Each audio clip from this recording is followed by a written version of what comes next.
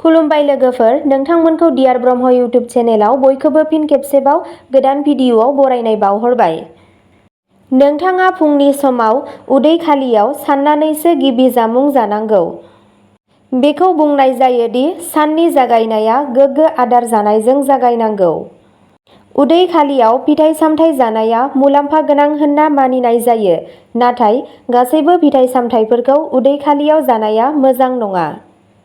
गोबां समावनो उदै खालि फिथाइ-सामथाइ जानाया नोंथांनि जेंनानि जाहोन जानो हागौ।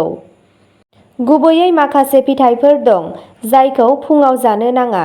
बेयो मुलाम्फा जानायनि अनगायै नोंथांनि सावस्रिखौ खहा खालामनो हागौ। अब्ला लोगोफोर, दिनै आं बे भिडिअ'आव नोंथांमोननो फोरमायगोन जों मा मा फिथाइ-सामथाइखौ उदै खालियाव जानाङा आरो मानि थाखाय जानाङा। नोंथांमोनहा भिडिअ'खौ नायना मोजां मोनोब्ला लाइक, साबस्क्राइब खालामना हो आरो लोगोफोरनिसिम शेयार खालामना हो। फैदो अब्ला लोगोफोर, दिनैनि भिडिअ'खौ जागायनोसै।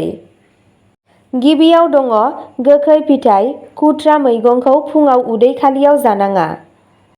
जुनियायै आंगुर जानायनिफ्राय गोजानाव था। गोखै फिथाइयाव गोबां एसिड थायो जाय गेस्ट्रिक एसिड आलसार आरो उदैयाव आलौनाय जाहोनो हागौ। सामब्राम गुफुर एबा बाटारखौबो उदै खालियाव जानो नाङा। बेवहाय साइट्रिक एसिड थायो जाय उदै खालियाव खहा खालामो। नैथियाव दङ थालिर जानायखौ सावस्रिनि थाखाय मोजां होनना मानिनाय जायो। थालिरआ जाग्रा आदारजों बुंफबनाय, नाथाय उदै खालियाव थालिर जानायनिफ्राय गोजानाव थानांगौ।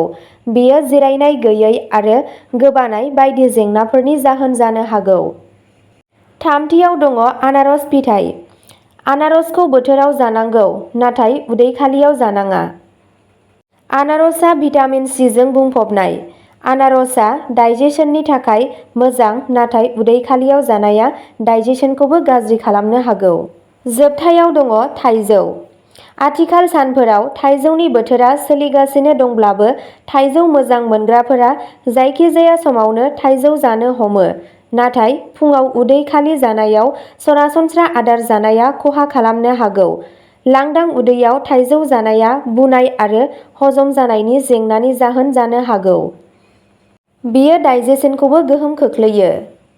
नोंथाङा फुंआव माखासे सायख'जानाय फिथाइफोरखौ उदै खालियाव जानो हायो।